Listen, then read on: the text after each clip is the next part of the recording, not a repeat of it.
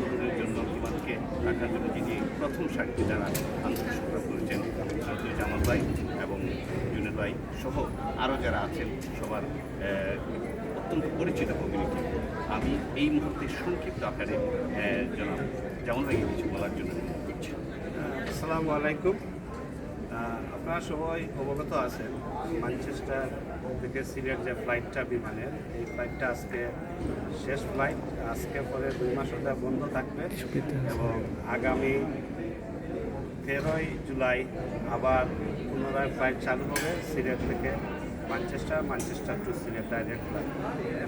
এই মাঝখানে 2 মাস আমরা পাচ্ছি না হজের জন্য, কিন্তু এই ফ্লাইটটি চালু হবে। আপনারা সবাই কিন্তু নেক্সট টিকিটটা বুকিং করবেন। এখানে একটা জিনিস সবাইকে অবগত থাকার জন্য বলছি যে বিমান বাংলাদেশ এয়ারলাইন্স অনেক চেষ্টা করেছিল যে এই ফ্লাইটটি কমপ্লিটলি বন্ধ করার জন্য, কিন্তু এখানে আমাদের নর্থ ওয়েস্টে এনআরবি সোসাইটি এটা প্রচুর আন্দোলন গড়ে তুলে ম্যানচেস্টার এবং সিলেট ঢাকা একসাথে আন্দোলন করার কারণে এই ফ্লাইটটি আমরা রাখতে পেরেছি। এবং এই ফ্লাইট রাখতে গিয়ে আপনারা সবাই সহযোগিতা করেছেন, এই জন্য আমি এনআরবির পক্ষ থেকে সবাইকে ধন্যবাদ জানাচ্ছি। Thank you. ধন্যবাদ জামাল ভাই, অত্যন্ত চমৎকারভাবে আপনি আপনার কথাগুলো উপস্থাপন করেছেন। আমি জনাব জুনেদ আহমদকে আমি কিছু বলার জন্য করছি, যিনি অত্যন্ত আন্দোলন সংগ্রাম করে আজকের এই পর্যন্ত আমরা বাংলাদেশ বিমানে যে পর্যায়ে এসেছি, যিনি অত্যন্ত প্রধান ভূমিকা পালন করেছেন আমার বন্ধুবর জনাব জুনেদ ভাই। থ্যাংক ইউ সুমন ভাই এবং আনিস ভাই সহ জামাল ভাই যারাই আছেন সবাই কমিউনিটির বিশিষ্ট ব্যক্তিবর্গ। একটা ইউকে এনআরবি সোসাইটির আন্দোলন সাথে সাথে পুরো কমিউনিটি আমাদেরকে সহযোগিতা এবং সমর্থন করেছেন বিমানকে টিকিয়ে রাখার জন্য। এটাই প্রমাণ করে পুরো নর্থ ওয়েস্টবাসী বিমানকে ভালোবাসেন এবং নিজস্ব দেশের বাংলাদেশের পতাকা বা এই বিমানকে নিজেই চড়তে চান। এর জন্যই এই বিমান আন্দোলনের সকলের সহযোগিতা এবং আন্দোলনের একটাই দাবি ছিল বিমান ম্যানচেস্টার সরাসরি ফ্লাইট যেন বহাল থাকে। আপনাদের সকলের অবগতের জন্য বলছি যে সাময়িক টাইমের জন্য 2 মাসের জন্য যদিও স্থগিত হয়, আবারও পুনরায় বিমানের ফ্লাইট জি আবারও জুলাইয়ের 13 তারিখ থেকে বিমানের ফ্লাইট পুনরায় চালু হচ্ছে। তবে টিকিট বুকিং কিন্তু বন্ধ হচ্ছে না, এই জিনিসটা মনে রাখবেন।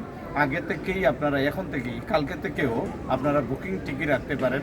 আগামী জুলাইয়ের 13 তারিখ থেকে যে বুকিংটা সিস্টেম আছে এই সিস্টেমে খোলা থাকবে। আপনারা বুকিং করেন, বিমানকে সচল রাখেন, বাংলাদেশের বিমানকে বাঁচিয়ে রাখুন এবং সহযোগিতা করুন। Thank you.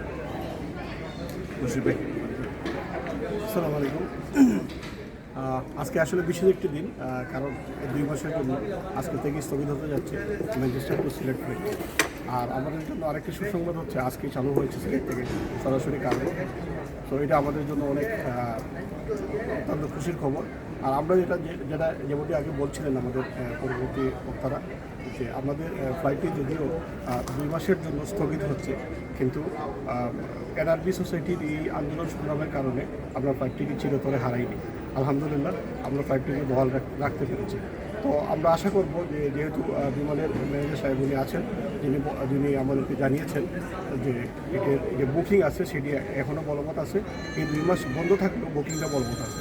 যেহেতু বুকিং বলবৎ আছে, আপনারা যারা 2 মাস পরে যারা যাওয়ার ইচ্ছা পোষণ করবেন, তারা আশা করি এই বুকিংটা সবসময় করে যাবেন এবং ইনশাআল্লাহ দেখা হবে আবার 2 মাস পরে। ধন্যবাদ। আমি দীপু ভাইকে, আমাদের বাংলাদেশ বিমানের অত্যন্ত পরিচিত দীপু ভাইকে আমি কিছু বলার জন্য অনুরোধ করছি।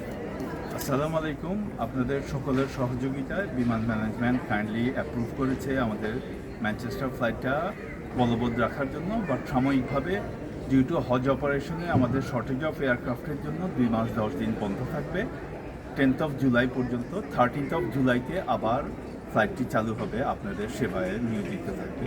আপনাদের সর্বাত্মক সহযোগিতা এবং কোঅপারেশন আমরা কামনা করছি। আপনাদের সবাইকে আন্তরিকভাবে ধন্যবাদ বিমান বাংলাদেশ এয়ারলাইন্সের পক্ষ থেকে। ধন্যবাদ দীপু ভাই, অত্যন্ত চমৎকারভাবে যে উনি কথাগুলো বলেছেন। জনাব মোস্তাক ভাই। আসসালামু আলাইকুম। আমরা যারা এনআরবির পক্ষ থেকে আন্দোলন করে এই ম্যানচেস্টার টু সিলেট ফ্লাইট রাখার জন্য আন্দোলন করে এটা সফল হয়েছে। আজকে এটা বন্ধ হতে যাচ্ছে 2 মাসের জন্য।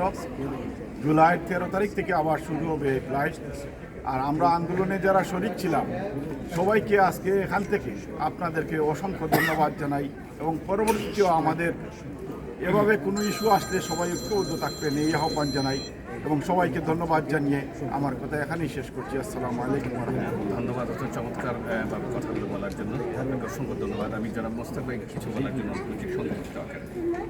বাংলাদেশ বিমান আমাদের দেশের ঐতিহ্য বহন করে, এবং বিশেষ করে ম্যানচেস্টারে যারা নর্থ ওয়েস্টের মধ্যে বাংলাদেশিরা বসবাস করছেন, বাংলাদেশিদের দীর্ঘদিনের চেষ্টার ফসল হিসাবে এখানে ম্যানচেস্টারে থেকে সিলেটে সরাসরি ফ্লাইট চালু হয়েছে, এবং এটাকে টিকিয়ে রাখার জন্য বর্তমানে যে 2টি ফ্লাইট, প্রথমে যে 3টি ফ্লাইট চালু হয়েছিল, আমরা চেষ্টা করব যে যাতে 3টি ফ্লাইট আবার চালু করা যায় কিনা, কারণ অনেক পার্শ্ববর্তী শহর রয়েছে যে পার্শ্ববর্তী শহর থেকে তারা এখানে ম্যানচেস্টার থেকে ফ্লাই করতে চান।